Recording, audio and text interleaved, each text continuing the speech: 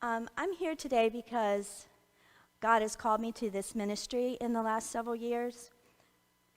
I attend Cool Spring Baptist Church in Mechanicsville, Virginia, and for my first, 4 or 5 years there, I was just a part of different ministries there, and on the outside of church, I'm an occupational therapist, and I serve families with disabilities all day long, every day. And my company happens to go into homes to do those services or into schools. And what I was learning over time is that these families, either Christian or not Christian, were not able to go to church. And it was so heartbreaking for me that these families who wanted to serve, that were Christians, that loved Jesus, could not find a place to do that. And people who were not Christians had no one guiding or directing them or leading them to Jesus. And so I decided to talk to my pastor and start a ministry in my church. And I'm not going to lie to you, it was difficult. And it started out very slow. I carried around a therapy bag of items to kind of help support people in the church, and walked around and supported in classrooms. And that went for several years before anything transpired. So I had to be patient, and I try to tell all the churches, this is a ministry that takes time. And then through that, more people got involved, and I talked to my pastor about building or making a sensory room, an area where clients could go to get away if they needed to, get themselves together, and go back to class. And we were able to do that, and the ministry just kept growing exponentially year after year and after year. I did that ministry for 16 years at my church. When I first started the ministry, looking into research, I found that only 4% of churches had any kind of disability or inclusion ministry. Now, today, still, we're only at 9 or 10%. And it saddens me to think about the secular world being further along than the church in inclusion. So I want to talk with you just a little teeny bit about my experience with disability ministry, and hopefully give you some hope and some heart to look into this ministry yourself as a church. So in John 15:17, God says, "This is my command, that you love one another." And when I think about that verse, I think about families that have disabilities, or individuals or adults with disabilities. What is it that they need? What is it that they need? They need to belong. They need to belong just like everybody else. They're not a separate entity over here to feel sorry for. They are someone who needs to belong, and to belong is so important to all of us. That's why we join churches. That's why we join clubs and abilities. Being a part of something is important. The other thing I want to talk about just briefly is that disability ministry is an overlooked mission field. We talk about missions overseas, we talk about missions in all different places, but we forget about all these people that are right next door, or in our neighborhood, or in our church, that we're not serving, and that we've missed them. And families that have children with disabilities or adults with disabilities, they're very tender, they're very cautious, they're fearful, because they try hard to be a part of things, but people just don't understand, or people just don't include them like they should. We need to learn to step up with more unconditional love and healing for those families. Dan Vanderplaat, he discusses disability ministry, and he's written several different articles on it. And one thing that he wrote about that I particularly like is that he talked about the stages. And he talks about in the church. And so he talks about stage 1, which is ignoring. So completely ignoring the fact that there are any people with disabilities, and we just move on with our Christian life and our church life, and we do nothing. The next stage is a church that has pity. has pity for people with disabilities, might do a ministry here and there outside of the church, but that's as far as they go. And then there are people who actually begin to have a care ministry or a mercy ministry of some kind for people with disabilities. But it's for people with disabilities, it's to them. It's not really including them. It's more of a, and it may not be this all the time, but often it's a prop me up, I'm serving other people kind of ministry. But the next stage is friendship, and that's when you're reaching out to these families and these individuals with autism, and you're offering friendship, real friendship. Not just, I feel sorry for you, not just, this is the right thing to do, but a true friendship. And then the last stage is one that often people don't even think about, and it's allowing people with disabilities to be co-laborers in Christ, allowing them to be part of every ministry that you have in your church. Whoops. Jeff McNair is another person who does a lot of wonderful work on disability ministry, and he said this statement: disability often leads to discrimination in the church. And, in this world right now, we're talking about a lot of discrimination and what's going on, and I think that it's important for us to think about, what that means. And a verse that I love very much says, James 2:1 says, "My dear brothers, how can you claim to have the faith in our glorious Lord Jesus Christ if you favor some people over others? If we choose not to love certain neighbors, then who are we as the church?" And personally, I think that's very convicting, and I hope it is for you too, that you need to be thinking about, are we being discriminatory towards those with disabilities? Why are we not opening our church to them? Why are we not adjusting things to meet their needs? One thing that we need to be very careful about, and that I've had experience working with different churches, is that a lot of times churches want to say, well, this is how we do it, and they need to learn to adapt to that. But that's not the case. The case is that we need to change.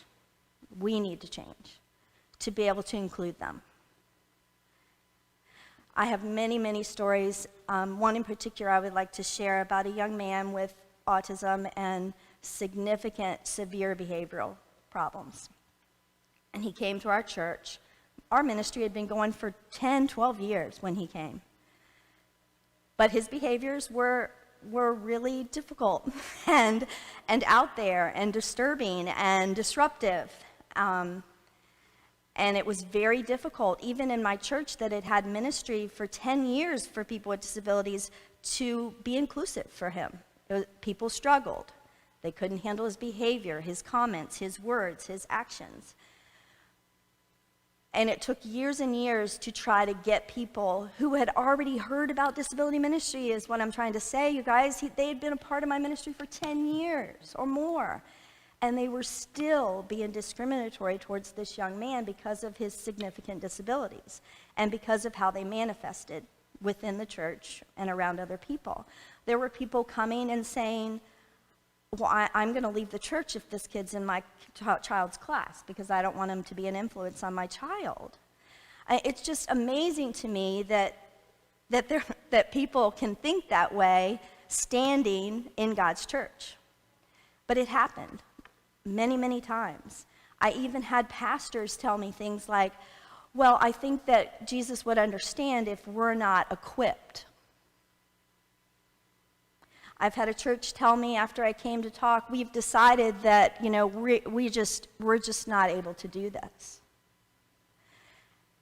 And it's been very heartbreaking for me as a Christian because I deal with these families every day, and I just feel like the church should be the one place that they're allowed to be who they are and accepted for who they are. I want to talk just for a second about what inclusion is. This picture is of a young man with Down syndrome when he got baptized. And it was a very emotional event at our church, and it was wonderful to see. And I hope you guys can see the joy on his face on the day that he accepted Christ. Inclusion is making sure that people are a part of the whole. That's what it is. It's not just a part over here, it's a part together. Inclusion means valuing everybody for who they are. It means giving equal access and opportunity to everybody. And it means removing all discrimination and barriers for direct access. This young lady in a wheelchair was at our church and visited on Wednesday evenings. And she's not able to speak, but she understands many, many things. And it took some time, but there was a youth in our church that became very involved in our ministry, and she just ended up taking her from our separate ministry that we had for some of the clients who couldn't be included in some way, and brought her with her every week to youth and supported her and gave her everything that she needed. And the other kids accepted her because a peer brought her in and made her a part of it. These are the different kinds of churches that we have today. We have the churches that are exclusive, where the people in the middle are the church and the outside are those with disabilities. They're not involved in any way. Then there's a segregation or a separation kind of ministry where there's a special needs ministry over here in the church and the rest of the church is here. So it's kindness, it's trying to begin a growth of a special needs ministry, but it's not what God intended it for it to be. And there are churches that have that, and I don't discourage churches from that. I say this is a step, but keep moving forward, further along in that ministry. And then there is integration, where there is a separate ministry for those that absolutely need some separate place. Because if you're going to accept everyone, you have a lot of work to do, you know? It's a lot of work. And there may need to be a separate place for a period of time for certain people until they get able to handle the normal environment. So there may be a separate ministry, and then there's the regular ministry, and it's all kind of interspersed between people going in and out of those together. But what I think Jesus really wants is the last circle, and that's full inclusion in all parts of the church. And everyone accepts that, everyone believes in that, and everyone participates in that in some way. In my church, when they were trying to decide where disability ministry falls in all the, politicalness of church and, groupings and everything, and it was so funny to me to watch pastors and other people in the church realize just all of a sudden that there wasn't a way that they could put them under a certain ministry because it infused every ministry.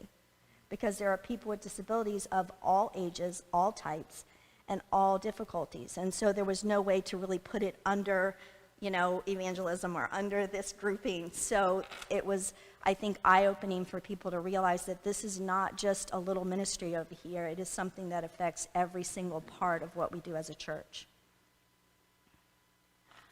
One of my favorite stories as someone who, believes so strongly in this ministry is in John, where the friends carry the young man with that couldn't walk on the mat to see Jesus.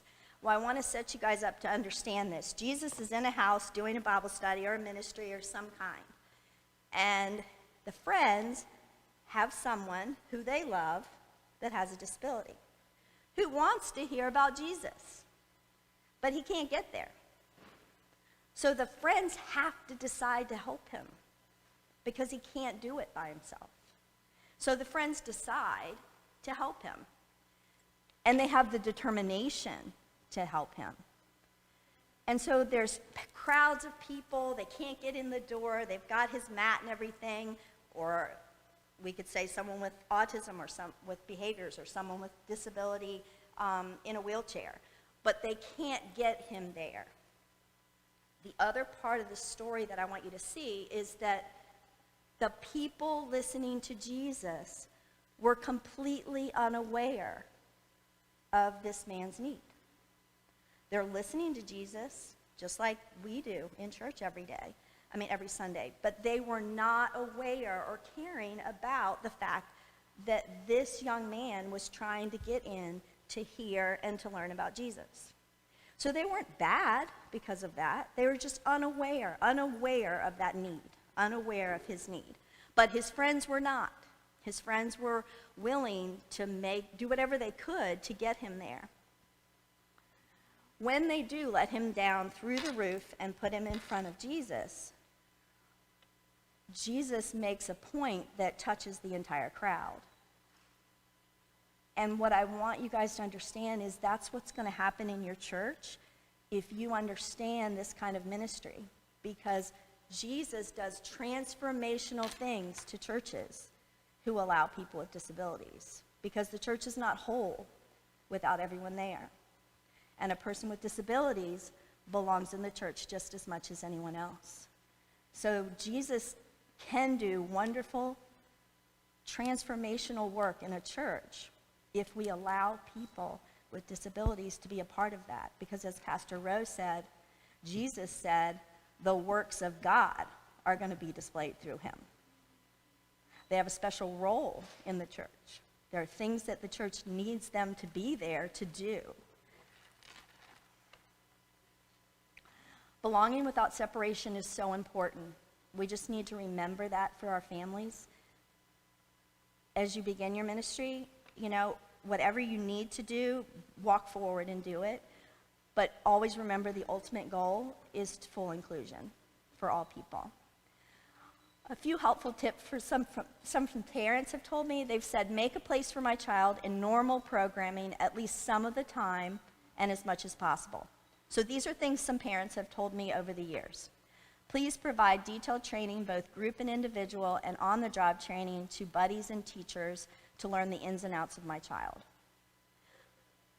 Accept my child for who they are and help me to make church a welcome place. Please understand our family has stressors different than yours, but we're still like you in so many ways. Please have occasional reminders and support from the pulpit to the congregation, and have a lead person so that my family and others have a contact needed to get the support we need across all the environments of the church. So these are just a couple comments people have given me that I felt were pretty critical for new churches to kind of hear.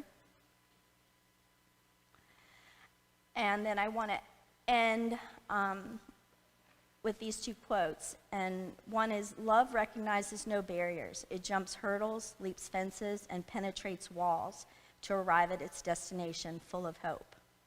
And then the last one is, there are disabled minds and there are disabled bodies, but make no mistake, there are no disabled souls.